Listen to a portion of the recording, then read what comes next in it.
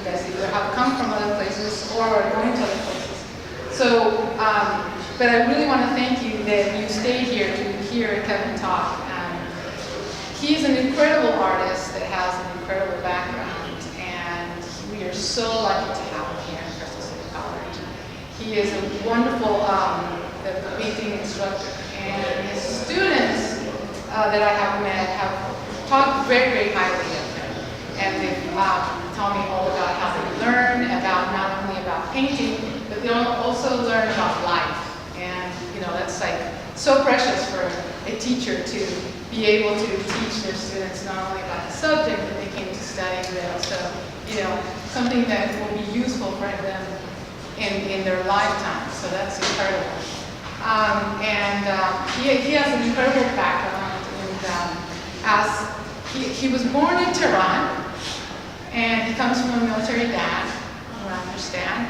And he came back to the United States and lived in Ohio, and they made a family in the middle of Ohio. So as you walk down and you see these paintings, you're like, okay, this looks like Ohio in many ways. And so he was brought up in this hardworking, I would say middle to upper middle class family, and a little lower.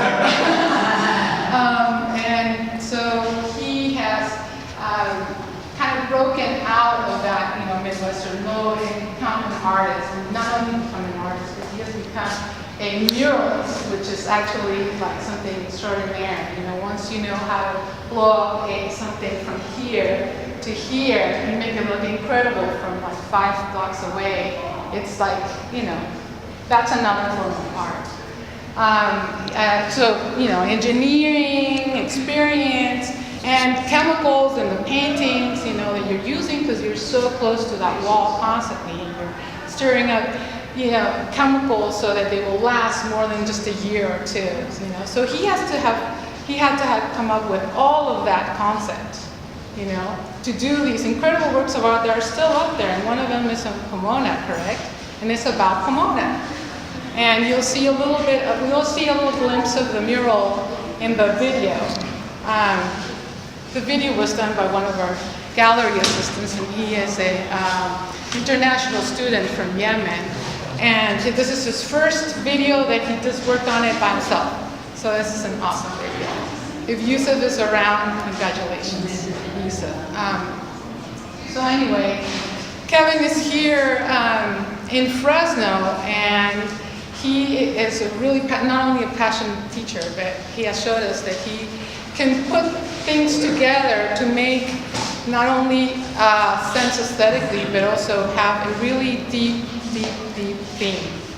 And as you can see around us, you know, a lot of students come in here and says, why do I want to see a painting that has a couch on it? And I'm like, he goes, I see a couch always on the corner of my street. And I'm like, okay, well, it's not only the couch, but it's also the bed over there, the crates, or whatever looks like a bed, the boat, the abandoned buildings over there, the burned down buildings, you know. So it's something that you have to take all in context. You cannot just see one painting and enjoy it and understand it. You have to go to the next, and then the next, and then the next, and you come out of there and you're like, oh my God, you know, this is incredible how he put these paintings together. And I commend you very much for having to conceptualize the whole thing and put it up yourself. And I understand that Martin, if he's around, another gallery assistant, he helped out too. And Joseph, I believe, Joseph around too, helped out. And so anyway, so thanks. Who else? Joseph. Joseph, there you are. Raise your hand. That's incredible. You guys put this together, and you know, it's fantastic. So all in all, I just want to really congratulate you, Kevin, for such a wonderful show. And I want to introduce to all of you Kevin Stewart-Magee.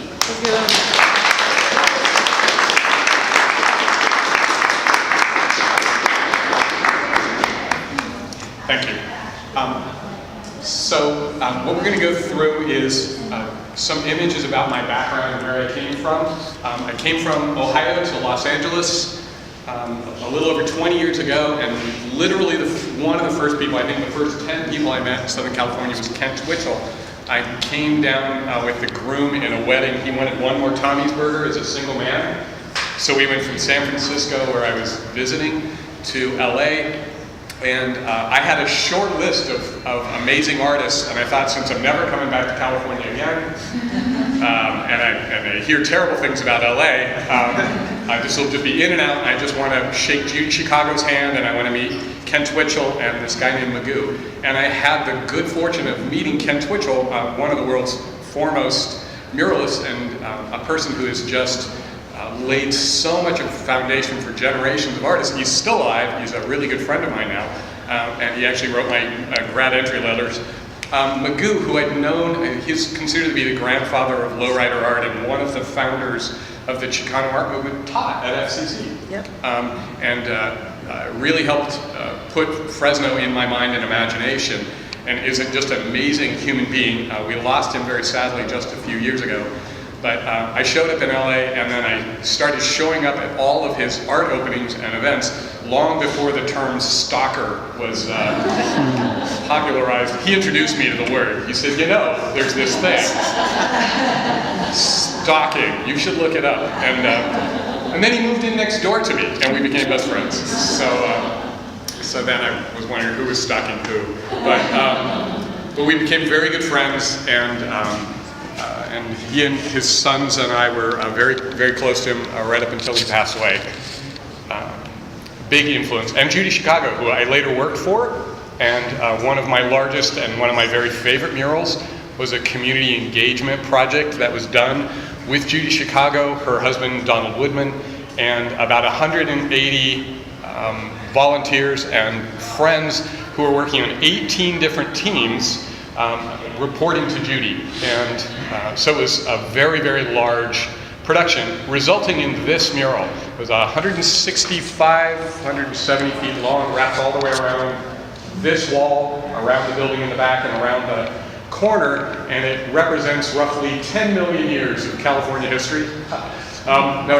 It shows like the last maybe 300 or 400 years prior to the tree.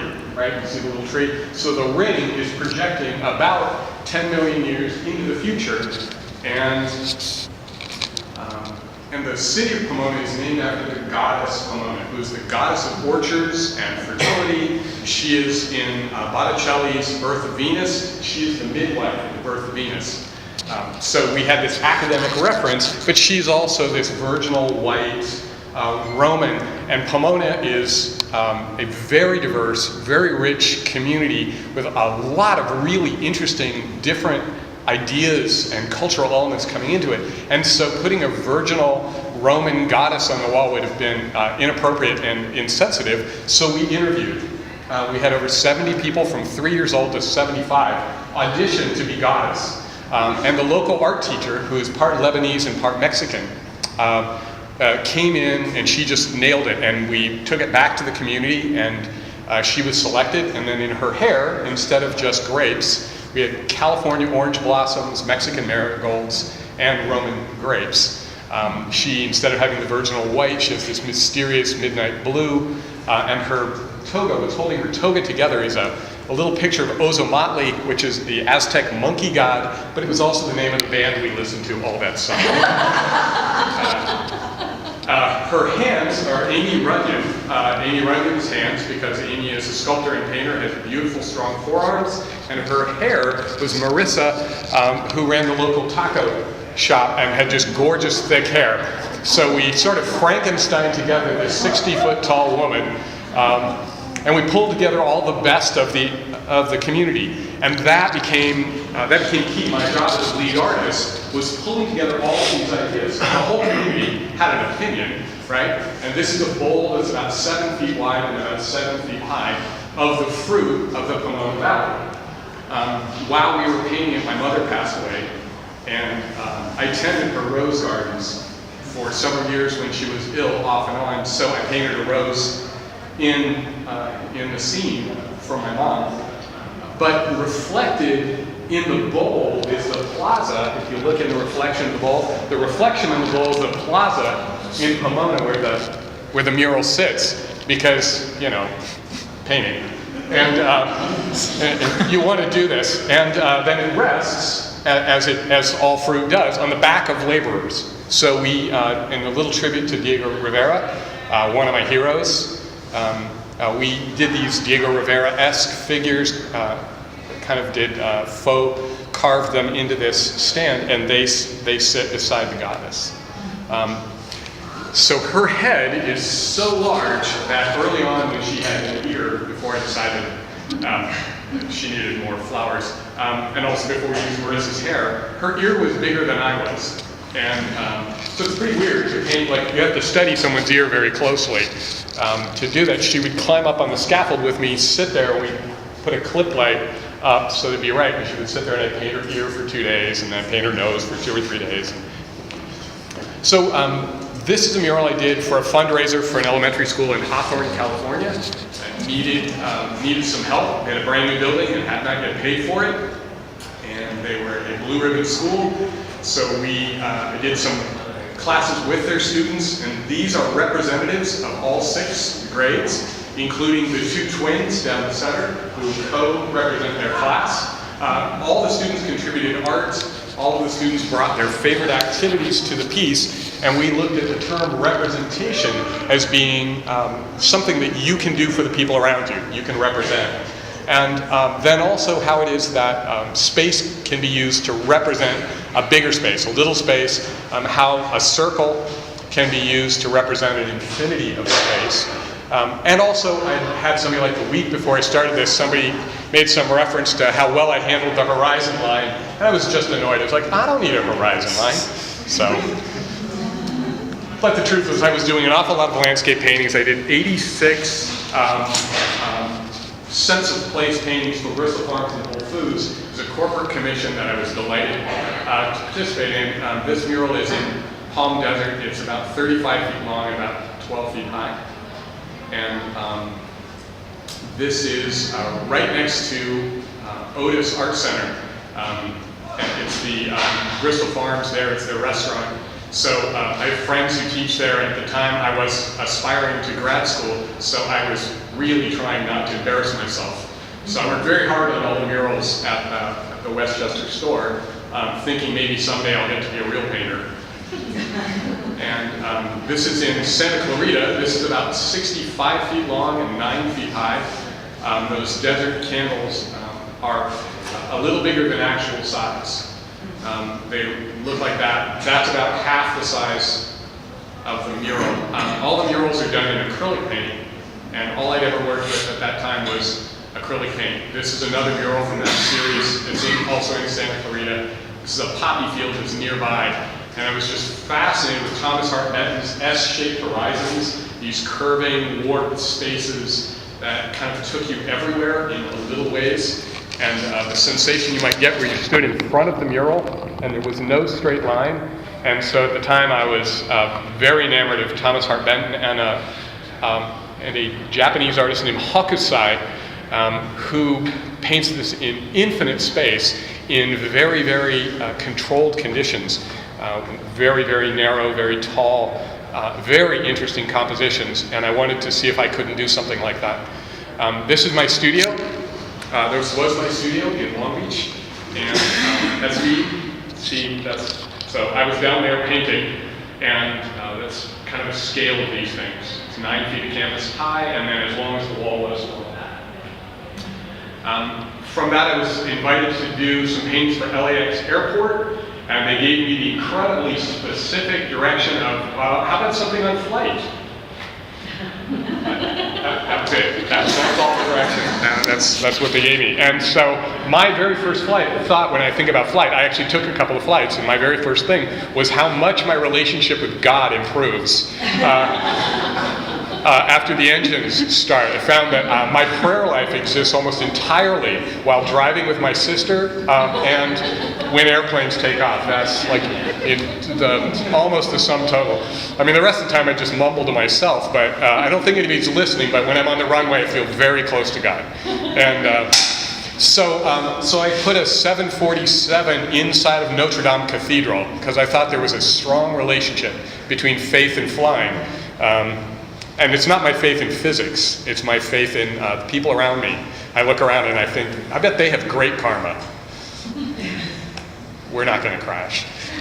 There's a place in LA, there's an In-N-Out Burger where there are these palm trees that they always have the In-N-Out Burger with palm trees, and there's a little lawn, and they have very nicely, despite the incredible value of real estate on Vision Boulevard, they left these palm trees with a huge chunk of grass underneath it, where people go and they lay on their backs and they watch airplanes take off. And you can lay there all day. I have, and it's beautiful. But I also thought it really referenced the LA experience. I hadn't seen anybody try to capture it, so I thought I would.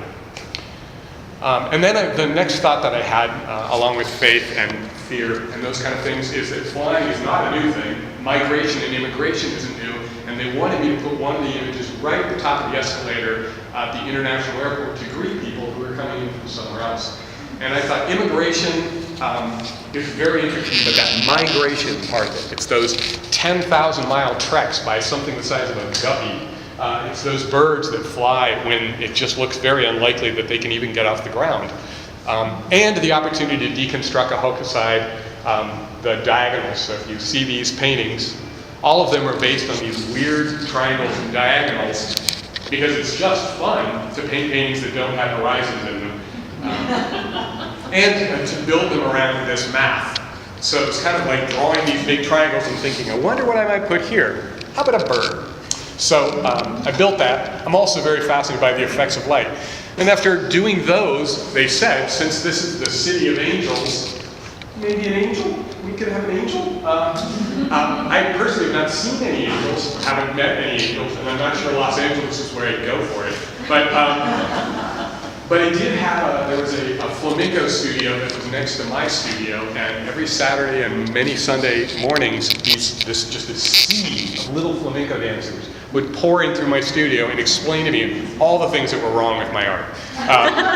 And just who would, that's not what a plane looks like, this is what a plane looks like. My dad is better than you. And I'm like, yeah, I know, I really do, I remember that. And but this one little girl, Vittoria, she sort of glided. She had that dancer's poise at like 7, and she would just glide through and she'd wrangle the other girls, and she would like kind of go, you know, they mean well, sort of thing. She would just she would try to leave me in good shape after they all bashed my ego. And I thought, you know, I think Vittoria might be my angel. And so she and her parents were very nice, and they came out. She stood on a park bench and blew soap bubbles for an hour or so. Gail and I took pictures, and we had a lot of fun, and then she kind of glided off. And I got to paint some soap bubbles, and I got to paint Vittoria as the angel for LA, which was fun. So, as I think as some of you can observe, the foundation, at least, of most of my paintings lies in both a curiosity about the way the world works and about the way the world feels. Almost everything is built toward some sort of emotional connection.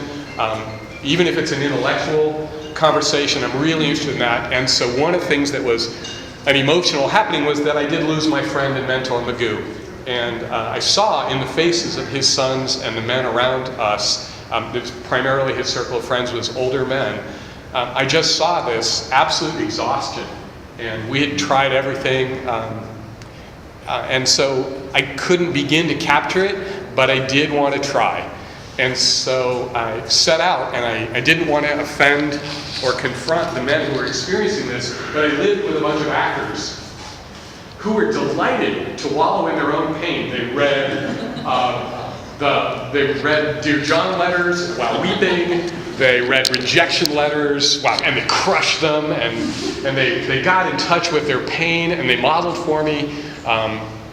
And it was very interesting, and it helped me. It was cathartic for me. But in the end, this will be stunned with my students and friends.